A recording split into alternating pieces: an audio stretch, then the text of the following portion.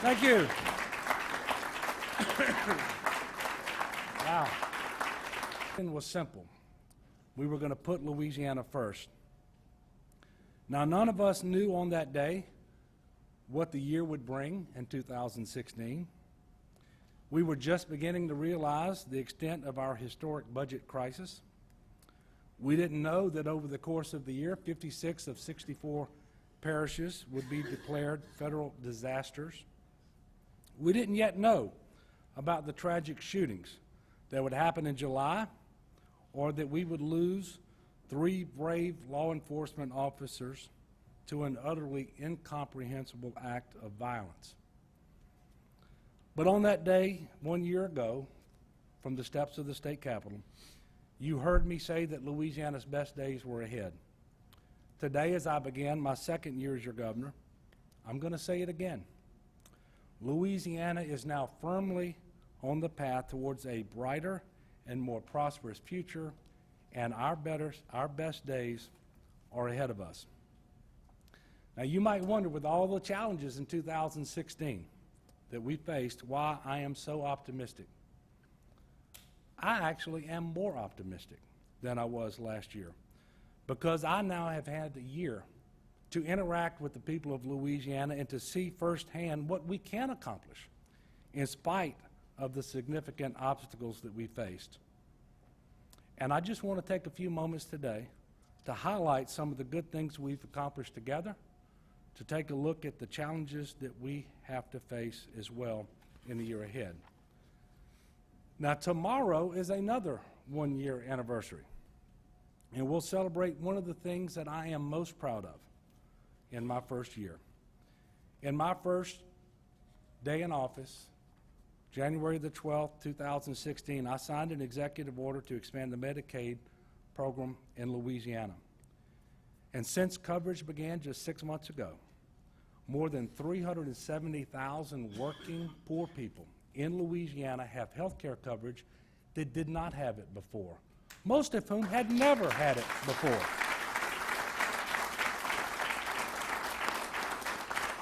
All because we brought our federal tax dollars home and put them to work for the people of Louisiana.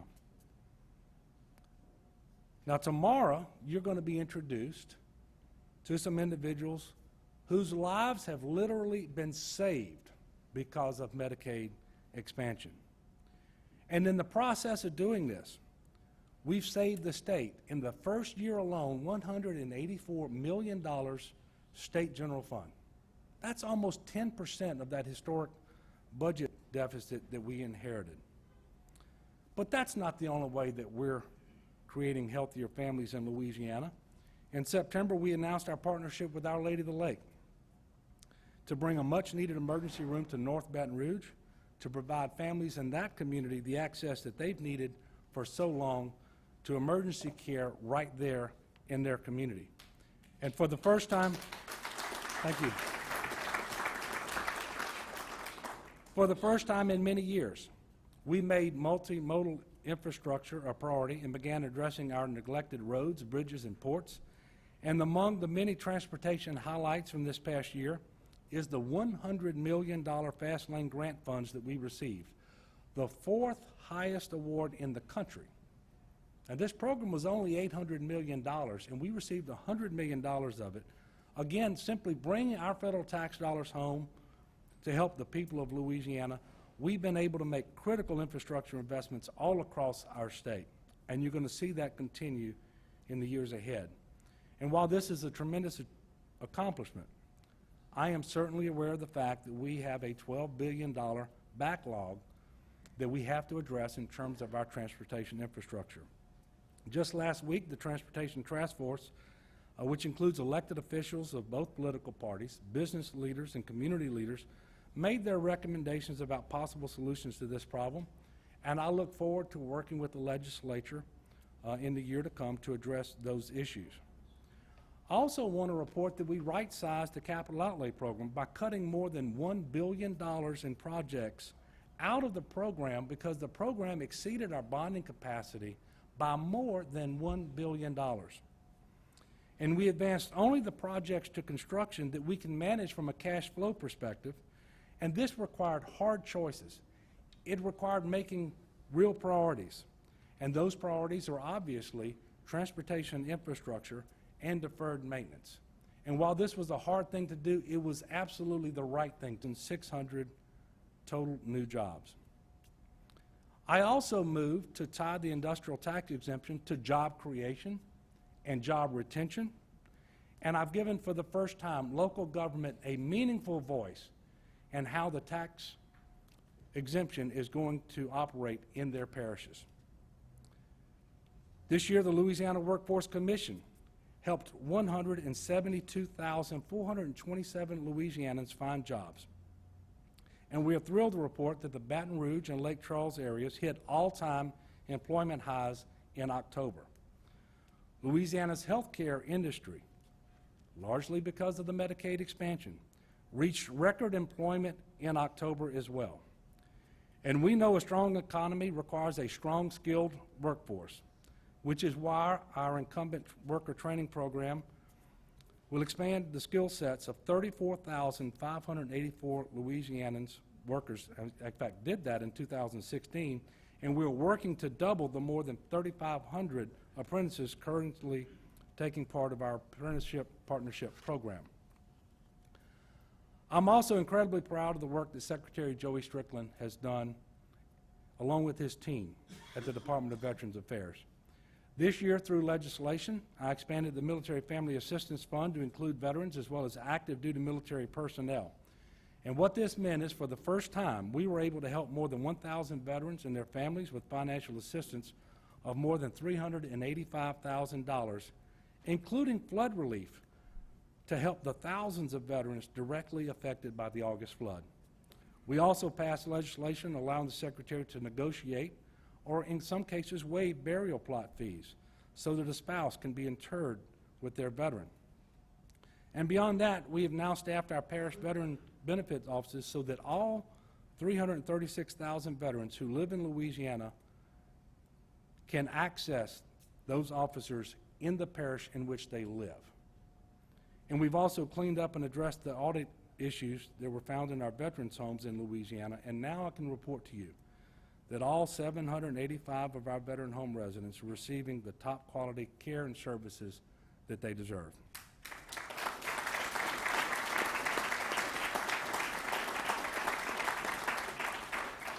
Also important, we began the arduous task of stabilizing our finances after the worst budget crisis in our state's history. Naysayers will tell you that I've only proposed raising taxes. That would simply be wrong.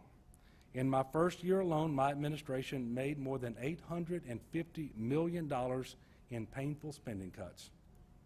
We're producing honest budgets for the first time in almost a decade. The budget gimmicks of the past are gone. We are taking a responsible approach to balancing our budget while trying to protect our state's most critical services, like higher education and health care, for example. For the first time in 8 years, we were able to stabilize funding for higher education and prevent the most severe cuts in nearly a decade. And you also saw tuition at the lowest increases in a decade.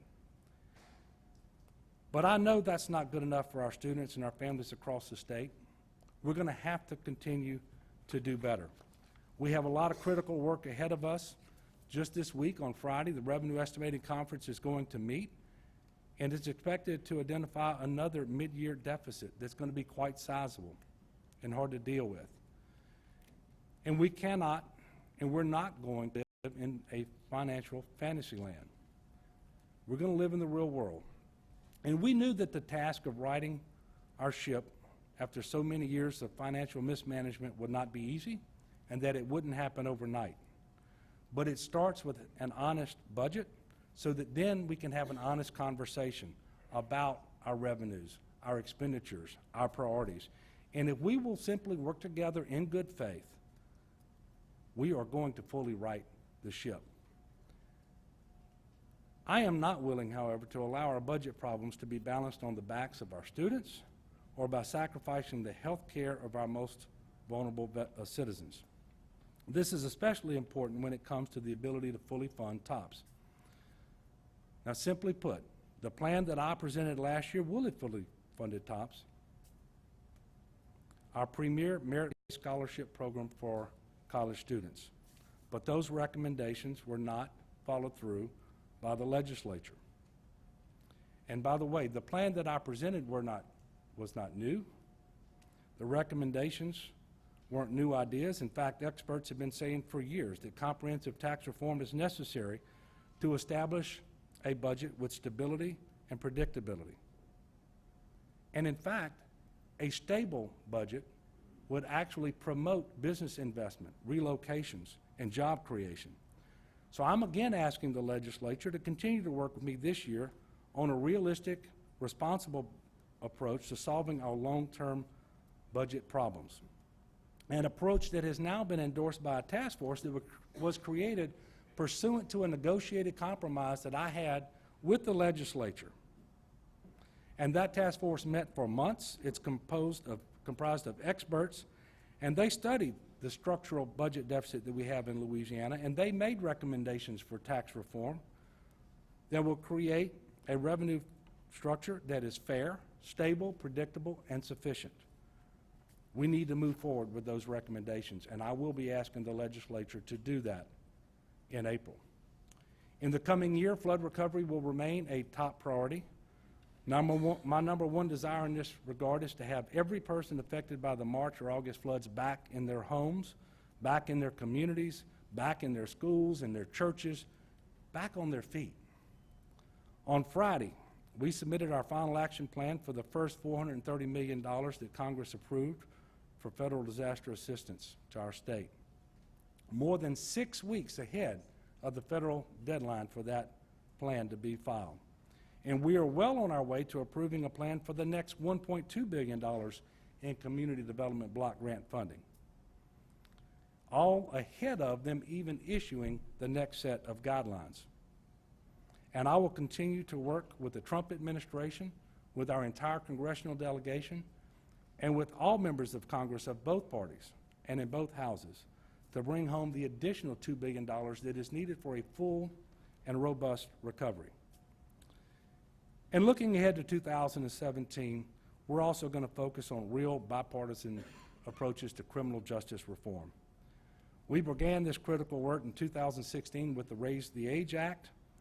Before this law passed through our legislature with bipartisan support, 17-year-olds were defaulted into the adult criminal justice system. But now, 17-year-olds are treated as juveniles unless there is a reason to do otherwise. And so this is important because now these 17-year-olds are going to enter the system that is age appropriate for them, and it takes into account that brain development has not fully occurred in the 17-year-olds. And while this was a good start, we have a lot more to do with our criminal justice reforms. The simple fact of the matter is Louisiana has the highest incarceration rate in the nation, and there is no good reason for it, because we don't have the safest streets, we don't have the lowest recidivism in the country. And so the Louisiana Task Force on Justice Reinvestment will soon present their recommendations to safely reduce Louisiana's prison population, strengthen probation and parole supervision in the community, and reinvest savings into evidence-backed prison alternatives. These are things that have been done in other southern conservative states that have produced positive results, and we can do them here. We spend $600 million a year on our correction system, third only to health care and education. Our crime rate is very similar to that of South Carolina and Florida, and yet in Louisiana we put twice as many people in prison as South Carolina and 3 times as many in prison as Florida. We can do better, and by saving money that we can then reinvest into reentry programs, education, mental health, we will stop the pipeline that we currently have where too many of our citizens are entering prison and the revolving door where they simply go out in order to come back in.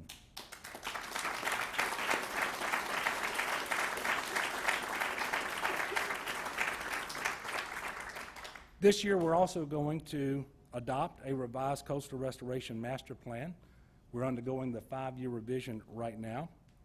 And this plan is going to responsibly allow science to drive a resource-constrained plan so that we get the biggest bang for our buck and that we protect our coast and restore our coast by advancing quickly those projects that give us the most bang for our buck.